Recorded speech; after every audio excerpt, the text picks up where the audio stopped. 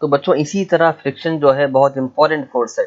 आपने बहुत मतलब ऑब्जर्व किया होगा, आपके जो स्कूल के शूज है 1 साल 1.5 साल के बाद आपके शूज का जो नीचे का सरफेस होता है वो स्मूथ हो जाता है। जब आप न्यू शूज लेते हैं फर्स्ट डे वो एकदम रफ और खुरदरा होता है, लेकिन जैसा जैसे आप उसे इस्तेमाल करते हैं, यूज करते हैं, तो वो सरफेस स्मूथ होता जाता है, क्योंकि फ्रिक्शन की वजह से इस सरफेस जो है रब किया जाता है, रगड़ा जाता है। तो रगड़ के जो है 1 साल 1.5 साल के बाद ये सरफेस फ्लैट हो जाता है। और आपको मालूम है बच्चों, फ्रिक्शन की वजह से हीट भी जनरेट होती है। फ्रिक्शन की वजह से आपने मैच बॉक्स तो कभी गाड़ी की डब्बी से बहुत मरतबा गाड़ी से लगाई होगी।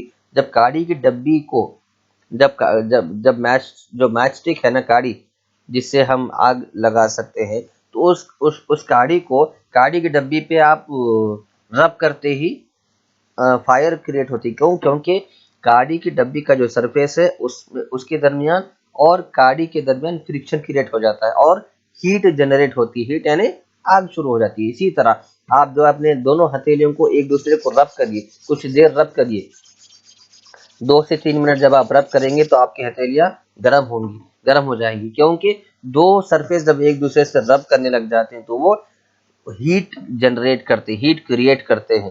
तो ऐसे बहुत से एग्जांपल्स हम दे सकते हैं बच्चों। तो जिसकी वजह से हम ये भी समझ पाए हैं कि फ्रिक्शन की वजह से हीट जनरेट होती है। और बहुत से मशीन्स आप देखिए, फॉर एग्जांपल हमारे घर में मिक्सचर जिसमें हमारे मदर सिस्टर वगैरह कोई भी चीज मिक्स करते हैं, मिक्सचर ग्राइंडर। तो मिक्सचर ग्राइंडर का जो जार है, जो अगर अगर उसमें कोई चीज रखकर मिक्स कर दी जाए तो वो जार गर्म हो जाता है। क्यों गर्म होता है? क्योंकि फ्रिक्शन की वजह से।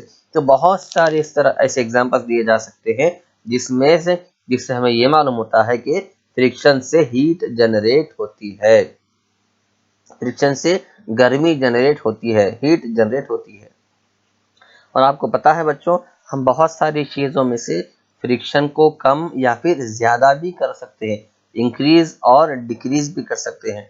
ठीक है, ये आपको जैसे मैंने मेरे लास्ट वीडियोस में कहा था कि बड़े बड़े बुलडोजर्स में, बड़े बड़े कार्स में, ट्रक्स में के जो टायर्स होते हैं उसमें क्या होता है? इर्रेगुलर शेप होता है। ठीक है, इर्रेगुलर शेप की वजह से ये टायर और रोड के दरमियान अच्छी तरह ग्रिप बन जाता है, जिसकी वजह से टायर्स स्किड नहीं होते, स्लिप नहीं होते। ठीक है, इसी तरह जब आप बाइसाइकिल चला रहे होते हैं, जब आप गाड़ी चला रहे होते हैं तो आप ब्रेक मारते हैं, तो जो ब्रेक आप मारते हैं वो ब्रेक आपके टायर को नहीं रोकता, आपके टायर के अंदर का जो ब्रेक लीवर है, ब्रेक लीवर उसे दबाता है। ये ब्रेक लीवर क्या करता है? आपके टायर का जो रिम है उस रिम की स्पीड बहुत फास्ट वे में स्पीड कम करने की वजह से आपका टायर रुक जाता है। मतलब ये कि ब्रेक लीवर दबने से फ्रिक्शन क्रिएट नहीं होता, ये लीवर जो है आपके टायर के रिम से कांटेक्ट में आकर फ्रिक्शन क्रिएट करता है और उस इंटर्न्स हीट क्रिएट करता है। ब्रेक जब आप लगाएं तो अगर आपके ब्रेक के लगाने की वजह से आपका ब्रेक लीवर तो काम कर रहा है, लेकिन आपके ब्रेक लीवर के बीच में और आपके टायर के रिम के बीच में अगर फ्रिक्शन पैदा नहीं हुआ, अगर सरफेस स्मूथ हो गया तो ब्रेक नहीं लगेगा। यही वजह है कि आज हमारे व्हीकल्स में बहुत जल्दी ब्रेक नहीं लगता। हम ब्रेक मारते हैं लेकिन थोड़ी दूर जाने के बाद हमारी गाड़ियां रुकती हैं। क्यों रुकती हैं? क्योंकि हमारा ब्रेक लीवर, हमारा रिम के दरमियान फ्रिक्शन क्रिएट नहीं हो पाता है।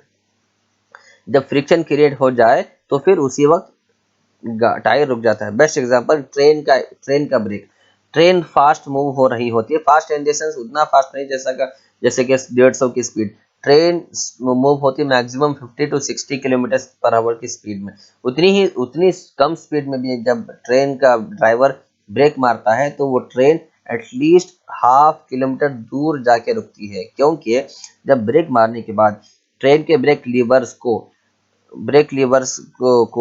अगर ब्रेक लीवर्स और ट्रेन के टायर्स के बीच में जो फ्रिक्शन क्रिएट होता है, उस फ्रिक्शन वो जो फ्रिक्शन है बहुत ज्यादा लगाना पड़ता है, क्योंकि ट्रेन पहले तो बहुत ज्यादा वजन होती है और बहुत स्पीड होती है। तो ट्रेन जितनी वजन होगी फ्रिक्शन उतना ज्यादा ब्रेक लीवर क्रिएट करना पड़ता है।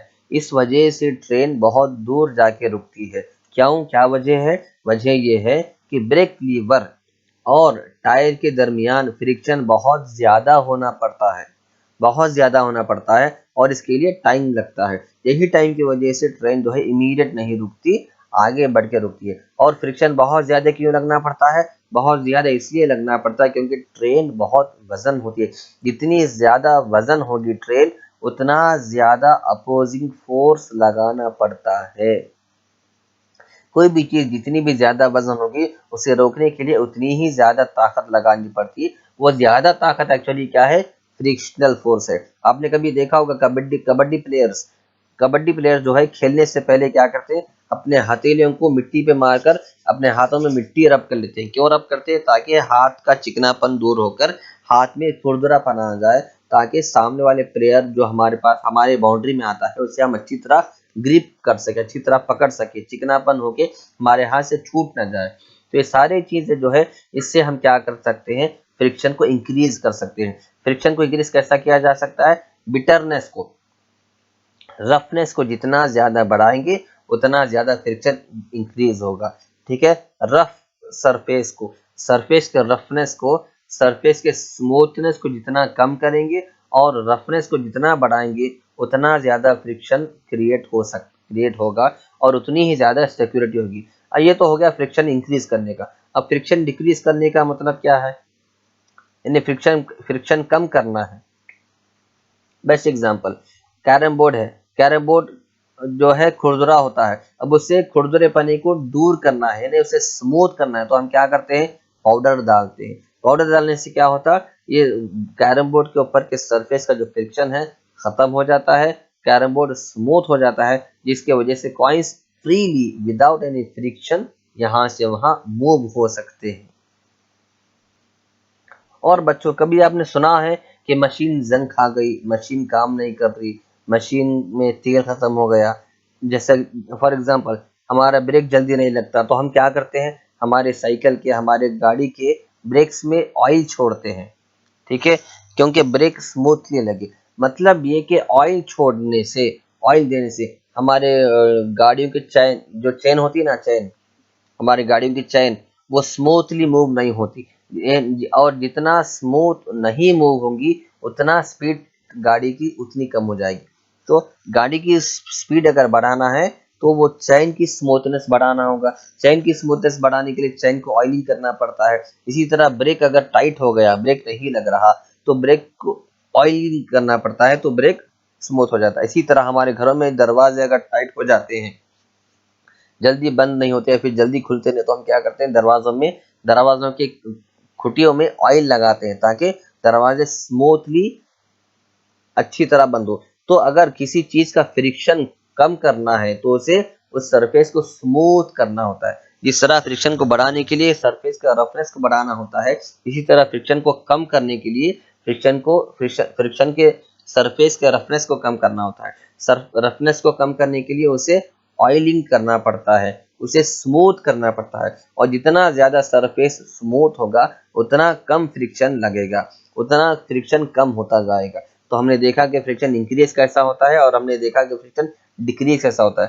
फ्रिक्शन को अगर इंक्रीज करना है, फ्रिक्शनल पावर को अगर इंक्रीज करना है, तो सरफेस के इर्रेगुलर शेप को इंक्रीज करना होगा, सरफेस में इर्रेगुलरिटी को इंक्रीज करना होगा, सरफेस का रफनेस को ज्यादा बढ़ाना होगा। और फ्रिक्शन को अगर कम करना है तो सरफेस को ऑयल लगाना होगा या फिर पाउडर लगाना होगा, जिसकी वजह से ग्रीस वगैरह लगाना होगा। अक्सर आपने देखा होगा बड़े बड़े मशीन्स में ग्रीस कंटिन्यूसली लगाया जाता है। क्यों लगाया जाता है ग्रीस? ताकि स्मूथनेस क्रिएट हो, फ्रिक्शन कम हो। ठीक है? फ्रिक्शन कम महसूस हो, ताकि वो काम मशीन अच्छी तरह काम करे और ज्यादा से ज्यादा प्रोडक्ट बनाए।